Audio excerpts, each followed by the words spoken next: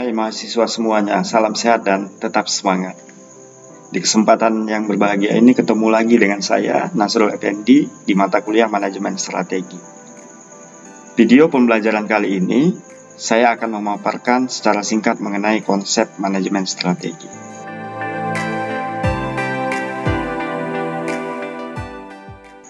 Kata manajemen strategi merupakan kata yang sudah tidak asing lagi di kalangan mahasiswa, baik dalam aktivitas perkuliahan maupun dalam dunia kerja bagi mahasiswa yang sudah bekerja.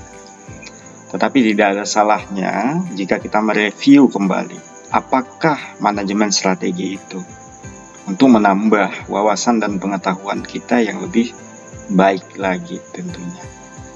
Sebelum kita memulai pembahasan apa yang dimaksud dengan manajemen strategi, maka akan lebih baik kita mengetahui terlebih dahulu apa itu strategi.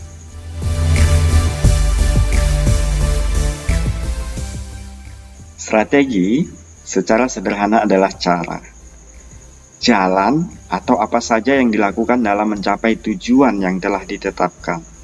Contoh, pada suatu hari, misalkan kita ingin pergi ke suatu tempat objek wisata, misalnya Danau Toba. Dengan adanya keinginan, dapat dikatakan bahwa kita telah mempunyai suatu tujuan. Dalam konteks ini, ingin pergi ke Danau Toba. Untuk mewujudkan tujuan ke Danau Toba tersebut, dibutuhkan cara yang bisa kita gunakan agar supaya bisa sampai ke Danau Toba. Cara inilah yang disebut dengan strategi. Tentunya akan ada banyak cara yang kita temukan supaya bisa sampai ke Danau Toba tadi. Maka pertanyaan selanjutnya adalah bagaimana kita memilih strategi yang tepat yang bisa membawa kita sampai ke Danau Toba tersebut nantinya.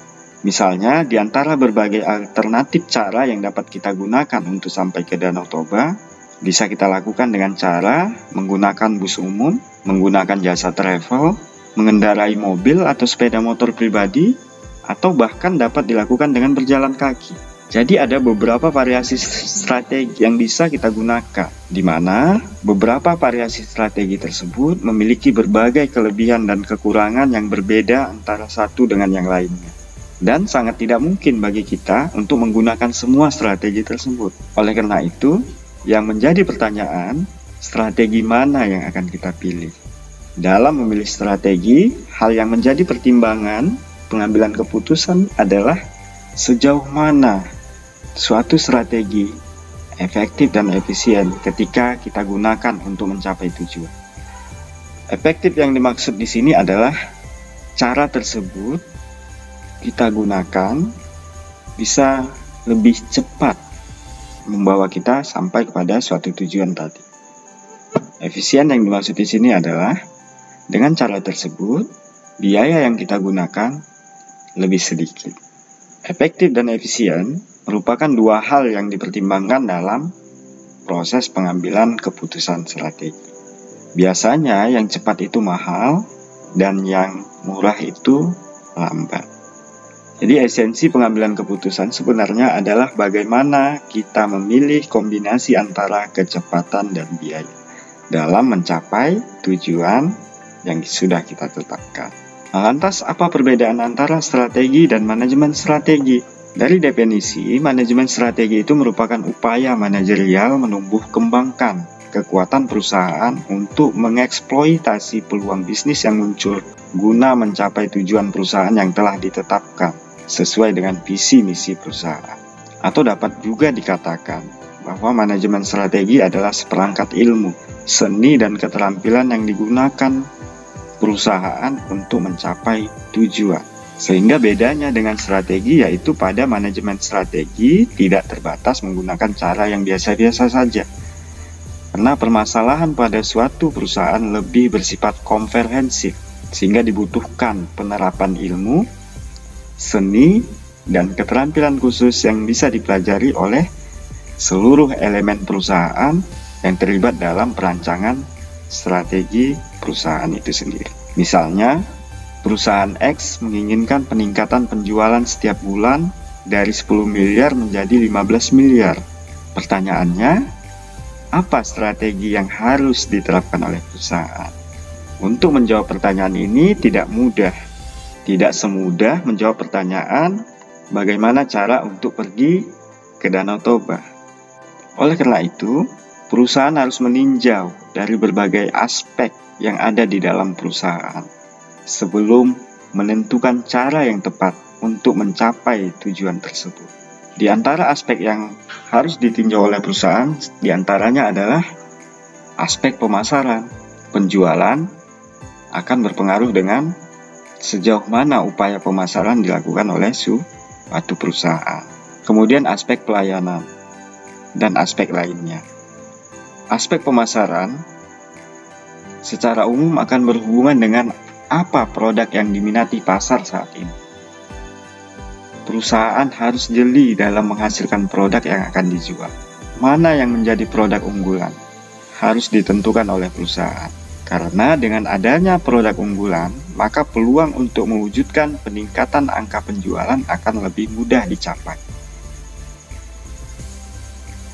Aspek pelayanan. Ketika konsumen mau membeli produk, tentunya perusahaan harus memberikan pelayanan yang mampu memenuhi ekspektasi konsumen. Oleh karena itu, perusahaan harus mengetahui pelayanan seperti apa yang relevan diberikan kepada konsumen. Dan juga aspek-aspek lainnya harus ditinjau oleh perusahaan secara keseluruhan dalam menentukan strategi yang tepat untuk mencapai peningkatan penjualan yang telah ditetapkan oleh perusahaan tersebut.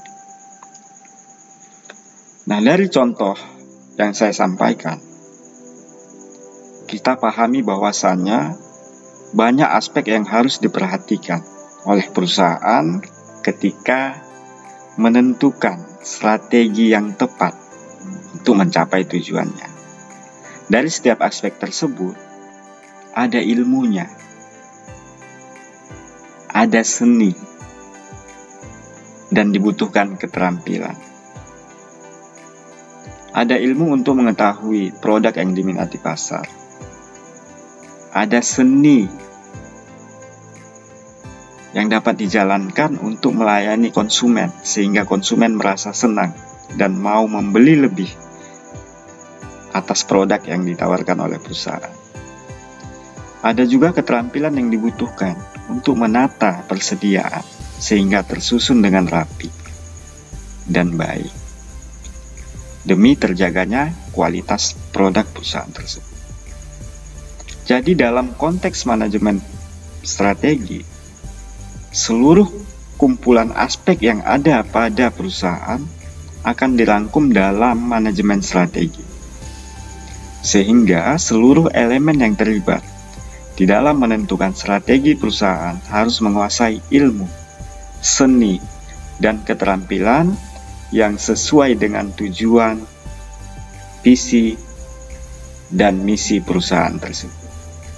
Demikian video pembelajaran singkat ini. Nantikan video pembelajaran selanjutnya dengan topik pembahasan yang berbeda tentunya. Terima kasih, sampai ketemu di video pembelajaran selanjutnya.